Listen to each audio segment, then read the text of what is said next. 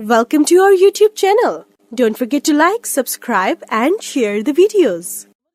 نحمده ونصلي على رسوله الكريم اما بعد فاعوذ بالله من الشيطان الرجيم بسم الله الرحمن الرحيم الاشياء التي لا يجوز فعلها في الصوم وہ امور جو روزے کی حالت میں جائز نہیں، یعنی روزے کی حالت میں کچھ کام نہیں کرنے چاہیے کیونکہ ان کے کرنے سے انسان کا روزہ خراب ہوتا ہے۔ غیبت کرنا، جھوٹ بولنا، گالی دینا، لڑائی جھگڑا کرنا روزے کی حالت میں بدرجہ اولا ناجائز ہے۔ عن ابی ہریرہ رضی اللہ عنہ قال قال رسول اللہ صلی اللہ علیہ وسلم من لم يدع قول الزور والعمل به فليس لله حاجة في ان يدع طعامه وشرابه رواہ البخاری۔ حضرت ابو ہریرہ رضی اللہ عنہ سے روایت ہے، نبی اکرم صلی اللہ علیہ وسلم نے فرمایا، جو شخص روزہ رکھ کر جھوٹ بولنا اور اس پر عمل کرنا ترک نہ کرے، یعنی چھوڑے نہیں، تو اللہ تعالیٰ کو اس بات کی کوئی حاجت نہیں کہ وہ کھانا پینا چھوڑ دے۔ اسے بخاری نے روایت کیا۔ یعنی روزہ صرف حلال کھانے پینے سے بچنے کا نام نہیں، بلکہ روزہ حرام باتوں سے بھی بچنے کا نام ہے، کیونکہ جس طرح کوئی چیز کھانے سے روزے کو نقصان پہنچتا ہے، اسی طرح غلط باتیں کرنے سے، اور جن میں خاص طور پر جھوٹ اور گالی اور لڑائی جھگڑا جو ہے وہ انسان کے روزے کو نقصان دیتے ہیں۔ تو ان تمام امور سے بچنے کی ضرورت ہے، اور روزے کا تو اصل مقصد ہی یہی ہے کہ انسان ان چیزوں سے پرہیز کرے اور ان چیزوں سے بچنے کی پریکٹس کرے۔ عن ابی ہریرہ قال قال رسول اللہ صلی اللہ علیہ وسلم الصیام جنۃ واذا كان يوم صوم احدکم فلا يرفث ولا يسخب فان سابه احد او قاتله فليقل انی امرؤ صائم، رواہ البخاری۔ حضرت ابو ہریرہ رضی اللہ عنہ سے روایت ہے کہ رسول اکرم صلی اللہ علیہ وسلم نے فرمایا، روزہ ڈھال ہے، لہذا جب کوئی روزہ رکھے تو فحش باتیں نہ کرے، بےہودہ پن نہ دکھائے۔ اگر کوئی دوسرا شخص روزہ دار سے گالی گلوچ کرے یا جھگڑے تو روزہ دار کہہ دے کہ بھائی میں روزے سے ہوں، یعنی تمہاری باتوں کا جواب نہیں دے سکتا۔ اسے بخاری نے روایت کیا۔ تو اس سے کیا پتہ چلتا ہے کہ روزہ بذات خود انسان کو برے کاموں سے اور بری باتوں سے بچانے والا ہے۔ تو پہلی بات تو یہ کہ روزے دار کو خود سوچنا چاہیے، خود خیال کرنا چاہیے، احساس کرنا چاہیے کہ وہ روزے کی حالت میں کوئی بے حیائی کی بات، کوئی لڑائی جھگڑا، گالی گلوچ اپنی زبان سے نہ نکالے، اور نہ ہی کسی قسم کا شور ہنگامہ کرے، کیونکہ عربی کی عبارت میں لفظ یسخب ہے، یعنی بیکار کی باتیں، شور ہنگامہ اور نان سینس، ان چیزوں سے پرہیز کرنا چاہیے۔ اگر ایک انسان خود بچ رہا ہے لیکن دوسرے بے وجہ اس پر مسلط ہو رہے ہیں اور آ کے اس کو غلط باتیں سناتے ہیں یا جھگڑا کرتے ہیں اس سے، تو روزے دار کو کہنا چاہیے کہ میں روزے سے ہوں، یعنی وہ ان کی باتیں نہ سنے اور ان پہ توجہ نہ کرے، اور انہیں یہ بتا دے کہ میرا روزہ مجھے ان کاموں سے روکتا ہے، میں اس کام میں شریک نہیں ہوں گا۔ اور ویسے بھی اگر دیکھا جائے تو لڑائی بڑھتی ہے جواب دینے سے، ہاں میں ہاں ملانے سے، یا کسی کو بھی غلط کام پہ انکریج کرنے سے وہ غلطی اور خرابی اور بڑھنا شروع کر دیتی۔ تو جب ایک شخص ان سارے جھگڑوں اور گالیوں اور فضول باتوں کے جواب میں ایک بات کہہ دے کہ میں روزے سے ہوں، تو بات آگے نہیں بڑھے گی، فلرش نہیں کرے گی۔ روزے کی حالت میں بےہودہ، فحش اور جہالت کے کام یہ گفتگو منع ہے۔ عن ابی ہریرہ رضی اللہ عنہ قال قال رسول اللہ صلی اللہ علیہ وسلم لیس الصیام من الاکل والشرب انما الصیام من اللغو والرفث فان سابک احد او جہل علیک فلتقل انی صائم انی صائم، رواہ ابن خزیمہ۔ حضرت ابو ہریرہ رضی اللہ عنہ کہتے ہیں کہ رسول اللہ صلی اللہ علیہ وسلم نے فرمایا، روزہ کھانے پینے سے رکنے کا نام نہیں بلکہ بےہودہ اور فحش کاموں سے رکنے کا نام ہے، لہذا اگر روزہ دار سے کوئی گالی گلوچ کرے یا جہالت سے پیش آئے تو اسے کہہ دینا چاہیے کہ میں روزے سے ہوں، یعنی میں تمہاری باتوں کا جواب نہیں دوں گا۔ اسے ابن خزیمہ نے روایت کیا۔ تو اس حدیث سے کیا پتہ چلتا ہے کہ روزہ کھانے پینے سے رکنے کا نام نہیں بلکہ بےہودہ باتوں سے رکنے کا نام ہے۔ اس کا یہ مطلب نہیں کہ پھر روزے میں ہم کھا پی سکتے ہیں، مطلب یہ ہے کہ کھانے پینے سے رکنے سے زیادہ اہم بات یہ ہے کہ انسان بےہودہ اور فحش کاموں سے رکے، کیونکہ اگر صرف کھانا پینا چھوڑا ہوا ہے اور باقی سب کچھ کر رہا ہے تو وہ روزہ اس کا روزہ شمار نہیں ہوگا۔ اگلی حدیث عن ابی ہریرہ رضی اللہ عنہ عن النبی صلی اللہ علیہ وسلم لا تصاب وانت صائم وَإِن سَابَّكَ أَحَدٌ فَقُلْ إِنِّي صَائِمٌ وَإِن كُنْتَ قَائِمًا فَاجْلِسْ، رواہ ابن خزیمہ، صحیح۔ حضرت ابو ہریرہ رضی اللہ عنہ نبی اکرم صلی اللہ علیہ وسلم سے روایت کرتے ہیں کہ کہ روزے کی حالت میں کسی کو گالی نہ دو. اگر کوئی دوسرا گالی دے تو اسے کہہ دو کہ میں روزے سے ہوں. اگر کھڑے ہو تو بیٹھ جاؤ. اسے ابن خزیمہ نے روایت کیا. یہاں باقی باتیں تو پچھلی احادیث میں آ چکی ہیں، لیکن جو نئی بات ہے وہ یہ ہے کہ اگر کوئی شخص کھڑا ہو تو بیٹھ جائے، یعنی اس سے بھی لڑائی نہیں ہوگی یا لڑائی آگے نہیں بڑھے گی. عام طور پہ کیا ہوتا ہے، اگر ایک شخص دوسرے کو کچھ برا بھلا کہتا ہے تو لڑنے کے لیے اس کو اٹھنا پڑتا ہے اور اٹھ کے آگے بڑھے گا. اور اگر کوئی شخص کھڑا ہے اور لڑائی شروع ہو جائے تو اور وہ بیٹھ جائے تو پھر لڑ نہیں سکے گا، یعنی اس سے آگے لڑائی رک جائے گی. اور ویسے بھی پوزیشن تبدیل کرنا غصے کی حالت میں انسان کے غصے کو کم کرتا ہے. کچھ اور چیزیں بھی ہیں جو روزے کی حالت میں انسان کے روزے کو نقصان دیتی ہیں. اس میں حدیث ہے اس بارے میں کہ جو روزہ دار اپنی شہوت پر قابو نہ رکھتا ہو اس کے لیے بیوی کا بوسہ لینا جائز نہیں. عن عائشہ رضی اللہ عنہا قالت کان رسول اللہ صلی اللہ علیہ وسلم یقبل ویباشر وهو صائم وکان املککم لاربہ رواہ البخاری. حضرت عائشہ فرماتی ہے کہ نبی صلی اللہ علیہ وسلم روزے کی حالت میں بوسہ لیتے، بغل گیر ہوتے، لیکن وہ اپنی شہوت پر سب سے زیادہ قابو پانے والے تھے. اسے بخاری نے روایت کیا. تو اس سے کیا پتہ چلتا ہے کہ روزے کی حالت میں اگرچہ اس کی رخصت ہے، لیکن اگر انسان کو یہ احساس ہو کہ ایسے کسی چیز سے اس کے روزے کو خلل ہو سکتا ہے تو پھر وہ اس سے اجتناب کرے. کیونکہ یہاں حضرت عائشہ یہ فرماتی ہے کہ نبی صلی اللہ علیہ وسلم سب سے زیادہ تم میں سے اپنی شہوت پر قابو پانے والے تھے. اگلی حدیث ہے عن ابی ہریرہ ان رجلا سأل النبی صلی اللہ علیہ وسلم عن المباشرة للصائم فرخص له وأتاه آخر فسأله فنهاه فإذا الذي رخص له شيخ والذي نهاه شاب. رواہ ابو داؤد. حدیث حسن. حضرت ابو ہریرہ رضی اللہ عنہ سے روایت ہے کہ ایک آدمی نے نبی اکرم صلی اللہ علیہ وسلم سے روزے کی حالت میں بیوی سے بغل گیر ہونے کے بارے میں سوال کیا. نبی اکرم صلی اللہ علیہ وسلم نے اسے اجازت دے دی. پھر ایک اور آدمی آیا، اس نے وہی سوال پوچھا، آپ نے اس کو منع کر دیا. حضرت ابو ہریرہ کہتے ہیں کہ جس کو آپ نے اجازت دی وہ بوڑھا تھا اور جسے آپ نے منع کیا وہ جوان تھا. اسے ابو داؤد نے روایت کیا. یعنی بہت سی چیزیں مختلف لوگوں کے حالات کی مناسبت سے آپ نے کی. ہر ایک کے لیے ایک قانون نہیں.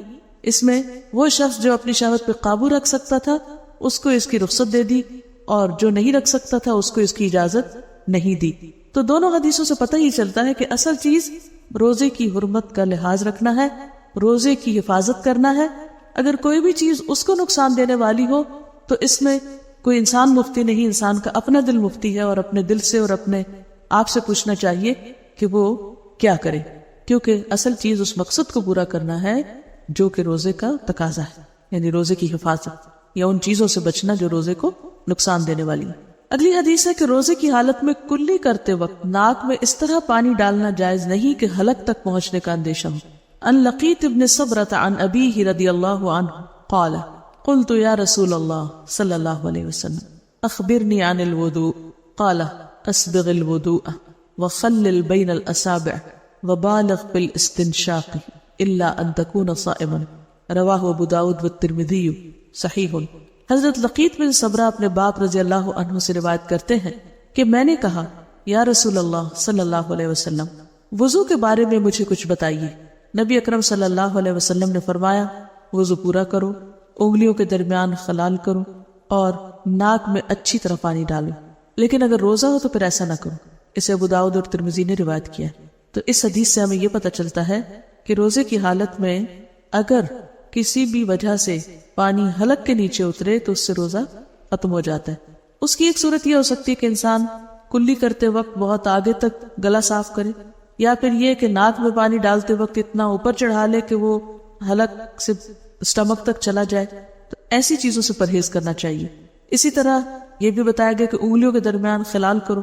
خلال ہوتا ہے خلل سے ہے، یعنی دو انگلیوں کے بیچ کا جو فاصلہ ہے. بعض اوقات اس میں اگر صحیح طور پر وضو نہ کیا جائے یا ہاتھ مل کے نہ دھوئے جائیں تو ان کے درمیان جگہ خشک رہنے کا اندیشہ ہے. اور یہ صرف ہاتھ کی انگلیاں نہیں، پاؤں کی انگلیاں بھی. تو پاؤں کی انگلیوں کے درمیان بھی خلال کرنا چاہیے تاکہ کوئی جگہ خشک نہ رہے. اسی طرح بعض اوقات ہاتھ کی انگلی وغیرہ پر کوئی انگوٹھی وغیرہ پہنی ہوتی ہے تو اس کو بھی ہلانا جلانا چاہیے تاکہ جگہ جو دھونے کی ہے وہ دھل جائے، خشک نہ رہے. اور پھر آپ نے یہ بتایا کہ ناک میں اچھی طرح پانی ڈالو، لیکن اگر روزہ ہو تو پھر ایسا نہ کرو، یعنی پھر سامنے سے ہی کر لو. تو اس سے یہ بات بھی پتہ چلتی ہے کہ ناک میں جو پانی ڈالنا ہے وہ کافی اوپر تک چڑھانا چاہیے. صحت کے لیے بھی عمل بہت ضروری ہے، اور جو وضو کا اہتمام ہے اور پورا پورا وضو جسے کہتے ہیں اس کے لیے بھی امپورٹنٹ ہے. اور ویسے بھی تجربے کی بات ہے کہ اگر زکام شروع ہو اور اس وقت انسان اگر ناک میں خوب اوپر تک پانی چڑھائے تو کئی دفعہ ایسا کرنے سے اول تو زکام ہوتا نہیں، اور اگر ہو تو اس میں جلد آرام آ جاتا ہے، کیونکہ یہ ایک طرح سے ناک کی مکمل صفائی اور ایکسرسائز بھی ہے.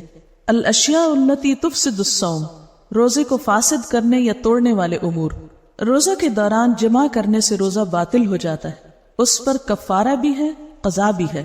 روزے کا کفارہ ایک غلام آزاد کرنا ہے، یا 2 ماہ کے مسلسل روزے رکھنا ہے، یا 60 محتاجوں کا کھانا کھلانا ہے. عن ابی ہریرہ رضی اللہ عنہ قال بینما نحن جلوس عند النبی صلی اللہ علیہ وسلم اذ جاءه رجل فقال یا رسول اللہ صلی اللہ علیہ وسلم هلكت قال ما لك قال وقعت على امرأتي وانا صائم فقال رسول الله صلى الله عليه وسلم هل تجد رقبة تعتقها قال لا قال فهل تستطيع أن تصوم شهرين متتابعين قال لا قال فهل تجد إطعام 60 مسكينا قال لا قال اجلس فمكث عند النبي صلى الله عليه وسلم فبينا نحن على ذلك أتي النبي صلى الله عليه وسلم بعرق فيها تمر والعرق المكتل الضخم قال أين السائل فقال أنا قال خذ هذا فتصدق به فقال الرجل على أفقر مني يا رسول الله صلى الله عليه وسلم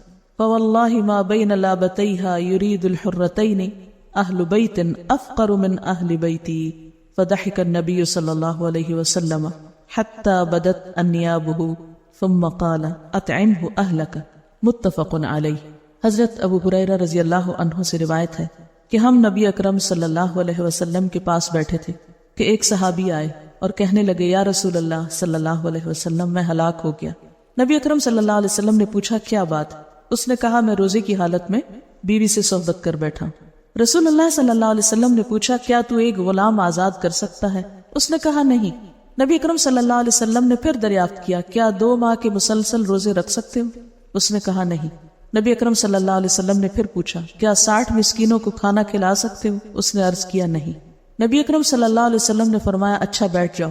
نبی اکرم صلی اللہ علیہ وسلم تھوڑی دیر رکے.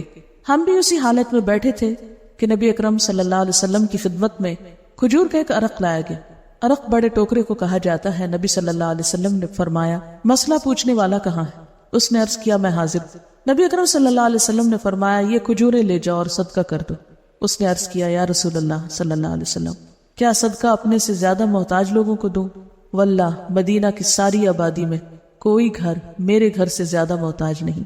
رسول اللہ صلی اللہ علیہ وسلم ہنس دیے یہاں تک کہ نبی اکرم صلی اللہ علیہ وسلم کی ڈاڑیں نظر آنے لگی. نبی اکرم صلی اللہ علیہ وسلم نے فرمایا اچھا جاؤ اپنے گھر والوں کو ہی کھلا دو. اسے بخاری اور مسلم نے روایت کیا ہے. یہ ہے اسلام کا حسن اور اسلام کی رعایت. اب اس میں آپ دیکھیے کہ جو بات پتہ چل رہی ہے وہ یہ ہے کہ انسانی کمزوری یا انسانی بھول چوک کی وجہ سے اگر انسان سے ایسا کوئی گناہ ہو جائے تو پھر اس کا کفارہ ادا کرے. اور کفارے میں کیا ہے؟ غلام آزاد. اگر غلام نہیں تو پھر اس کے بعد 2 ماہ کے روزے. اور اس میں انسان یہ نہیں کہ مستی سے صرف کہ نہیں مجھ سے روزے نہیں رکھے جاتے، نہیں، یہ دیکھا جائے گا کہ اس کی صحت اور اس کی جسمانی حالت کیسی ہے. اگر کوئی 1 مہینہ رمضان کے روزے رکھ سکتا ہے تو وہ 2 بھی رکھ سکتا ہے. تو یعنی جو شخص رمضان کے روزے رکھ لے تو پھر اس کا مطلب یہ ہے کہ وہ اس قابل ہے. اور اگر کوئی بیمار ہے یا معذور ہے اور وہ روزے نہیں رکھ سکتا تو پھر وہ 60 مسکینوں کو کھانا کھلائے گا. اور اگر کوئی غریب ہے اور وہ نہیں کھلا سکتا تو پھر اس کو کچھ دیا جائے گا کہ وہ آگے کسی کو کھلا سکے. اب آپ نے یہ نہیں کہا اچھا پھر جاؤ تم کچھ بھی نہ کرو، کہا بیٹھ جاؤ. اور بٹھایا کس لیے؟ کہ کوئی اس کی مدد کی جائے تاکہ وہ اپنا کفارہ ادا کر سکے. کیونکہ روزے کی عبادت اتنی اہم عبادت ہے کہ یہ نہیں کہ ایسے ہی انسان جان بوجھ کے توڑ دے، اس کو مذاق میں توڑ دے یا کسی وجہ سے یا مستی میں، اور پھر اس کے بعد کہ نہیں وہ تو فلاں صحابی نے ایسا کیا تھا، انہوں نے کچھ بھی نہیں کیا تھا تو میں بھی کچھ نہیں کر. نہیں، اس سب کے پیچھے وجہ ہے کیونکہ انتہائی فقیر شخص تھا، لہٰذا غلام کہاں سے آزاد کرتا؟ کھانے کو نہیں ملتا تھا، اتنا کمزور ہوگا کہ 2 مہینے کے روزے بھی نہیں رکھ سکتا، اور پھر 60 مسکینوں کو کھانا کہاں سے کھلاتا جس کے اپنے گھر کھانا نہیں. لیکن پھر ایسے شخص کے لیے کیا کیا جائے کہ دوسرے اس کی مدد کریں تاکہ وہ اپنا کفارہ ادا کرے.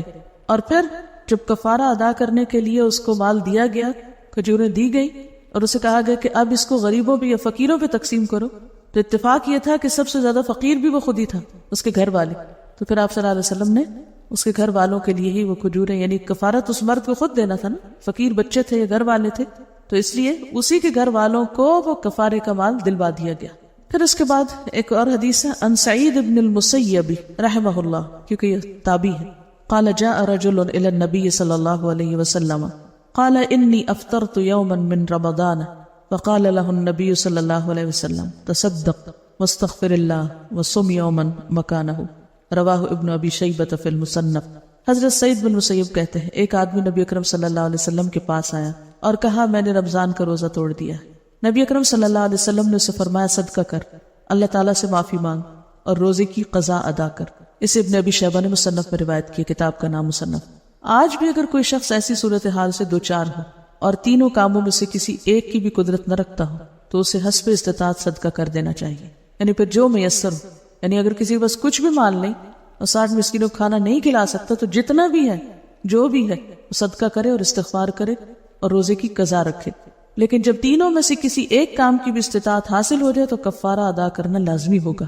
قصداً طے کرنے سے روزہ ٹوٹ جاتا ہے اور اس پر قضا واجب، خود بخود کے آنے سے روزہ نہیں ٹوٹتا۔ عن ابی ہریرہ قال قال رسول اللہ صلی اللہ علیہ وسلم من ذرعه قیع وهو صائم فلیس علیہ قضاء وان استقاء فلیقض، رواہ ابو داؤد وابن ماجہ۔ ابو ہریرہ رضی اللہ عنہ کہتے ہیں رسول اللہ صلی اللہ علیہ وسلم نے فرمایا جس روزہ دار کو خود بخود قے آئے اس پر قضا نہیں ہے، البتہ جو روزہ دار قصداً قے لائے، یعنی حلق میں کوئی بھی چیز ڈال کے، وہ قضا روزہ رکھے۔ اسے ابو داؤد اور ابن ماجہ نے روایت کیا۔ قصداً قے کرنے سے روزہ ٹوٹ جاتا ہے اور اس پر قضا واجب ہے، یعنی اس طرح اگر کسی کا روزہ ٹوٹ گیا تو اس پر کفارہ نہیں بلکہ صرف قضا ہے۔ حیض یا نفاس شروع ہونے سے عورت کا روزہ ٹوٹ جاتا ہے، روزے کی قضا ہے، نماز کی نہیں۔ عن ابی سعید الخدری قال قال النبی صلی اللہ علیہ وسلم الیس اذا حاضت لم تصلی ولم تصن فذلك من نقصان دینها، رواہ البخاری۔ حضرت ابو سعید خدری کہتے ہیں نبی اکرم صلی اللہ علیہ وسلم نے فرمایا کیا ایسا نہیں ہے کہ عورت جب حائضہ ہو جاتی ہے تو نہ نماز پڑھ سکتی ہے نہ روزہ رکھ سکتی ہے، اور عورتوں کے دین میں کمی کی یہی وجہ ہے، اسے بخاری نے روایت کیا ہے۔ حضرت ابو زناد رحمہ اللہ کہتے ہیں کہ مسنون اور شرعی احکام بسا اوقات رائے کے برعکس ہوتے ہیں، لیکن مسلمانوں پر ان احکام کی پیروی کرنا لازم ہے۔ انہی احکام میں سے ایک یہ بھی ہے کہ حائضہ روزوں کی قضا تو دے لیکن نماز کی قضا نہ دے۔ بعض لوگوں کے ذہن میں یہ خیال ہوتا ہے کہ اگر روزہ 12 بجے کے بعد ٹوٹا ہے تو وہ روزہ مکمل کر لیا جائے، نہیں، اگر 5 منٹ پہلے بھی ٹوٹا ہے تو بھی قضا دینی ہوگی۔ ہاں، سارا دن آپ روزے سے رہے تو جتنا روزے سے رہے اس کا اجر مل جائے گا انشاءاللہ تعالی، اور اگر ایک دفعہ روزہ ختم ہو جائے آپ کا منسس کی وجہ سے تو پھر آپ کیا کریں، یعنی کھا پی سکتے ہیں، اس کے بعد اس میں روزہ رکھنے کی کوئی حاجت نہیں۔ استحاضہ کا مسئلہ یہ پوچھ رہی ہیں کہ اگر کسی خاتون کے پیریڈز ختم ہی نہ ہو تو وہ کیا کرے۔ اس میں ایسا ہے کہ جو اس کے اس بیماری سے پہلے دن مقرر تھے مہینے میں 6 دن یا 7 دن، اور جو ڈیٹس تھی اور جو کیفیت اس کی ہوتی تھی، جسمانی کیفیت، اور جو علامتیں اس کی ہوتی تھی، ان علامتوں سے پہچان کے ان 5-6 دنوں میں روزہ چھوڑ دے، نماز بھی چھوڑ دے، اور پھر اس کے بعد جب وہ کیفیت بدل جائے تو خواہ بلیڈنگ ہو روزہ بھی رکھے اور نماز بھی پڑھے۔ ٹھیک ہے، دیکھیں پیریڈز کے بارے میں 10 اور 12 دن کوئی چیز نہیں ہے، ہر ایک کی عادت کاؤنٹ ہوگی، کہ اگر کسی کو صرف 1 دن کی عادت ہے تو وہ 1 دن، 3 دن کی تو 3 دن، 7 دن کی تو 7 دن۔ بعض لوگوں کا یہ بھی سنا گیا ہے کہ وہ 7 دن سے پہلے نہاتے ہی نہیں، انہوں نے بچپن سے یہ سن رکھا کہ 7 دن کے بعد نہانا ہے، ہفتے بعد نہانا، تو یہ سب جہالت کی باتیں ہیں۔ ہر عورت کی عادت فرق ہوتی ہے، اور اس میں آپ دیکھیے کہ ماؤں کی ذمہ داری بنتی ہے کیا، کہ جب بچیوں کو پیریڈ شروع ہو تو ان سے باقاعدہ ڈائری مینٹین کروائیں، وہ مارک کریں کب شروع ہوئے کب ختم ہوئے، اور کم از کم 3 مہینے اس اپنی عادت کو جائزہ لیں، اور اس سے پتہ چل جائے گا کہ ہاں ریگولر ہے یا ارریگولر ہے، یا مہینے میں 3 دن ہے یا 5 ہے، یا 5 ہے اور 4 ہے۔